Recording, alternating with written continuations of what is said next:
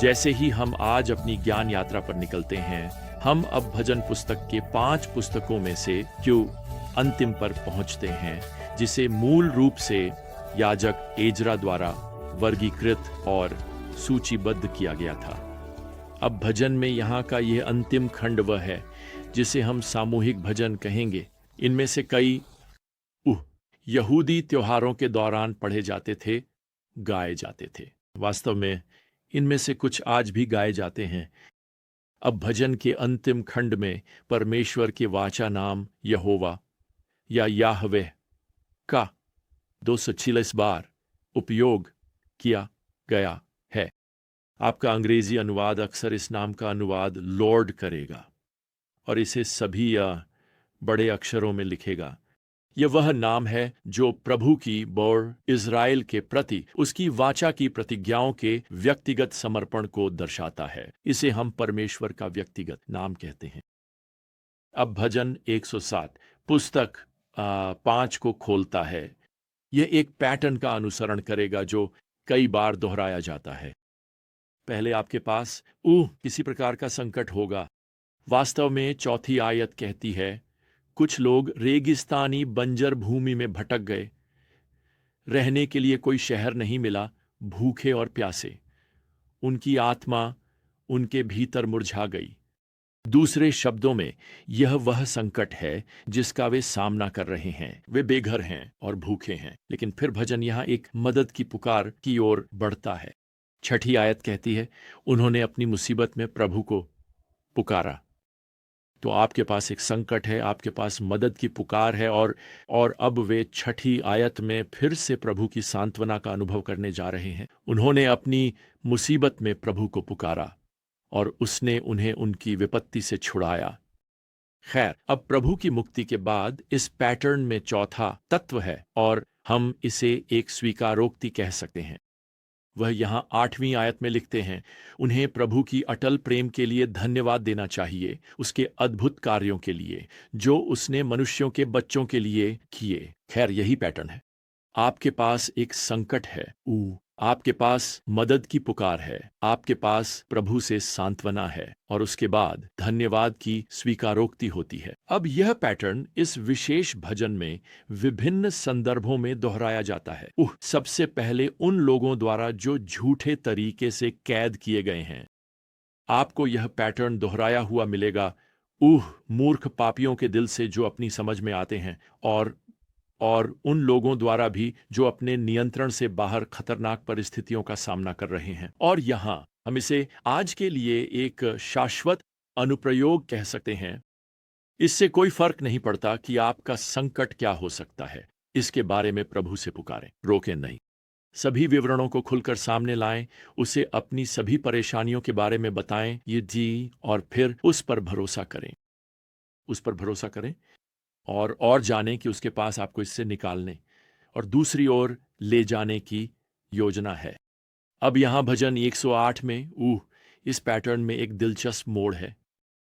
दाऊद यहां अंतिम 5 पदों को दोहराते हैं। वह उन्हें भजन 55 से लेते हैं जब वह भजन 108 शुरू करते हैं और फिर वह भजन 60 के अंतिम 6 पदों का उपयोग करके भजन 108 को समाप्त करते हैं। तो दाऊद मूल रूप से उन गीतों को दोहरा रहे हैं जिन्हें उन्होंने पहले ही लिखा और गाया है।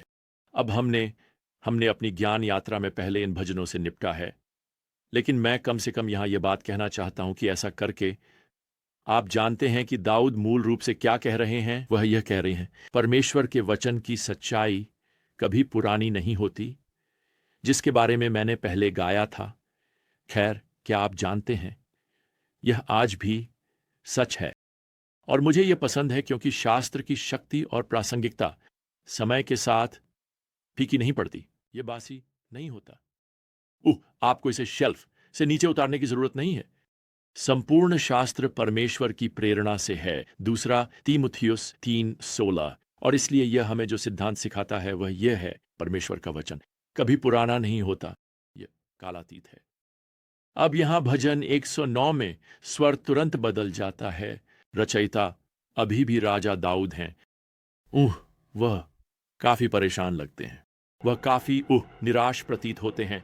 वह यहाँ पद 1 में लिखते हैं, हे मेरे स्तुति के परमेश्वर, चुप मत रहो, क्योंकि दुष्ट और कपटी मुख मेरे विरुद्ध खुले हैं, झूठी जीभ से मेरे विरुद्ध बोल रहे हैं। खैर, स्पष्ट रूप से कोई दाऊद की प्रतिष्ठा पर हमला कर रहा है। वास्तव में पद 6 से 19 में आपके पास एक वचन सर्वनाम वह या उसे है, और इसका उपयोग 32 अलग अलग बार किया गया है। तो वहां कोई वह है, वहां कोई व्यक्ति है, कोई ऐसा जो दाऊद को जो बहुत सारी परेशानियां दे रहा है। अब इन पदों के दौरान दाऊद इस व्यक्ति के खिलाफ न्याय की मांग कर रहे हैं। इसे हम उन शाप देने वाले भजनों में से एक कहते हैं। हमने इसे पिछले अध्ययनों में कवर किया है।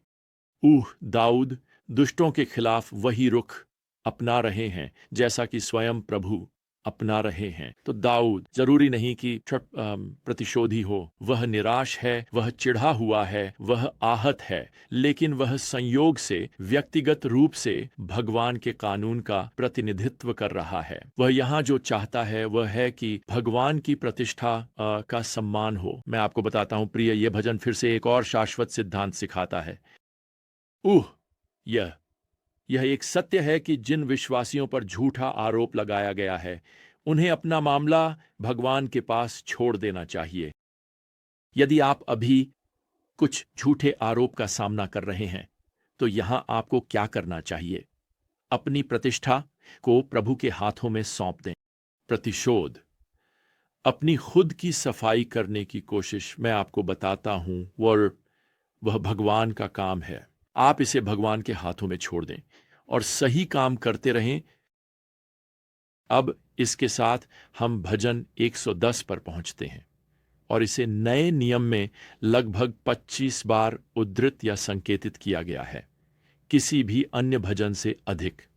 वास्तव में सुधारक मार्टिन लूथर भजन 110 को हमारे प्रिय प्रभु यीशु मसीह का मुख्य भजन बताते हैं। क्यों? क्योंकि यह यीशु को राजा, महायाजक और विजेता के रूप में मनाता है। पहली आयत यहां खुलती है, प्रभु यहोवा अर्थात मेरे प्रभु से कहता है, अदोनाई शब्द का उपयोग किया गया है, मेरे दाहिने हाथ पर बैठो जब तक मैं तुम्हारे शत्रुओं को तुम्हारे पांव की चौकी न बना दूं। अब इसे समझें, प्रभु से बात कर रहा है।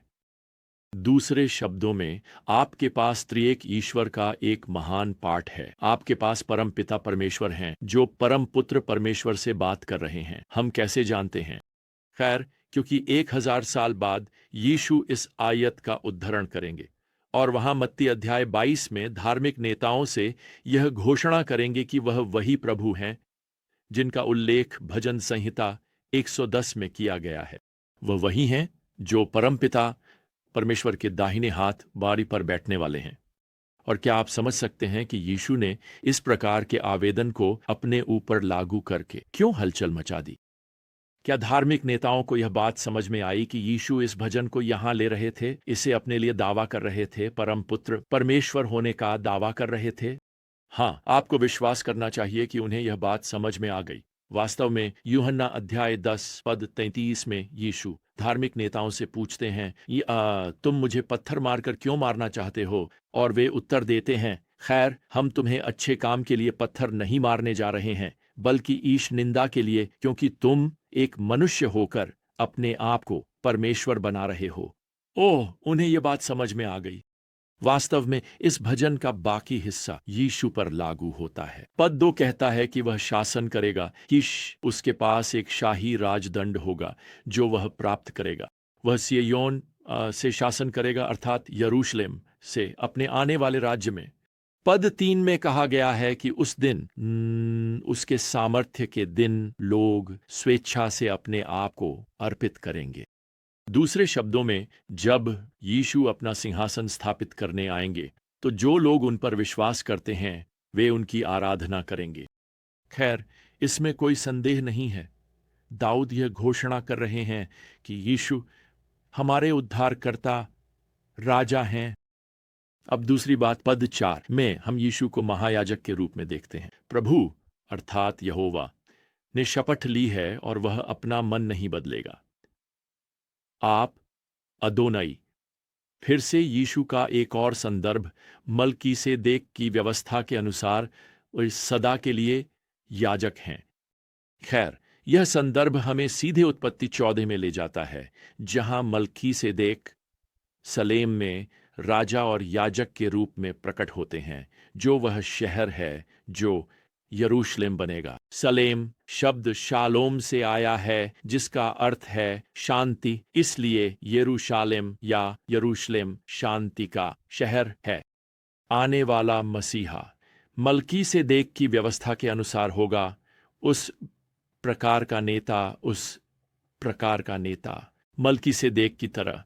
यीशु एक दिन यरूशलेम में राजा और याजक के रूप में शासन करेंगे, केवल निश्चित रूप से एक बहुत ही महान और गौरवशाली तरीके से। वास्तव में इब्रानियों के 5वें अध्याय और 10वीं आयत के अनुसार भगवान ने प्रभु को हमारे महायाजक के रूप में नियुक्त किया है। दूसरे शब्दों में, वह हमें परमेश्वर पिता के सामने प्रस्तुत करते हैं और वह परमेश्वर पिता को हमारे सामने प्रस्तुत करते हैं।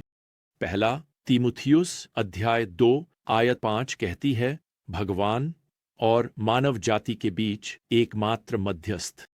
वैसे यही कारण है कि आज हम अन्य याजकों से प्रार्थना नहीं कर रहे हैं। हम आज संतों से प्रार्थना नहीं कर रहे हैं। हम मरियम से प्रार्थना नहीं कर रहे हैं। हम केवल एकमात्र मध्यस्थ, हमारे एकमात्र मध्यस्थ प्रभु यीशु भगवान के पुत्र, जो हमारे शाश्वत महायाजक हैं, से और उनके माध्यम से प्रार्थना करते हैं। आयत 5 में उन्हें विजेता के रूप में वर्णित किया गया है। दाऊद लिखते हैं, प्रभु अपने क्रोध के दिन राजाओं को चूर चूर कर देंगे, वह राष्ट्रों के बीच न्याय करेंगे, वह व्यापक पृथ्वी पर प्रमुखों को चूर चूर कर देंगे। तो इसे यहां समझे, इस भजन में जो प्रभु यीशु के आने से 1000 साल पहले लिखा गया था, इससे पहले कि भगवान का पुत्र शरीर धारण करें, दाऊद पहले से ही उनकी अंतिम विजय और उनके आने वाले महिमामय राज्य की भविष्यवाणी कर रहे हैं। तो हम आज यह जश्न मना सकते हैं कि यीशु अदोनाई हैं, अर्थात हमारे दिव्य प्रभु। वह हमारे शाश्वत महायाजक हैं और वह हमारे शीघ्र आने वाले विजेता राजा भी हैं। खैर, इसके साथ ही हमारा समय समाप्त होता है। हमारी अगली ज्ञान यात्रा तक प्रभु यीशु मसीह की कृपा, भगवान का प्रेम और पवित्र आत्मा की संगति आप सभी के साथ हो। आमीन।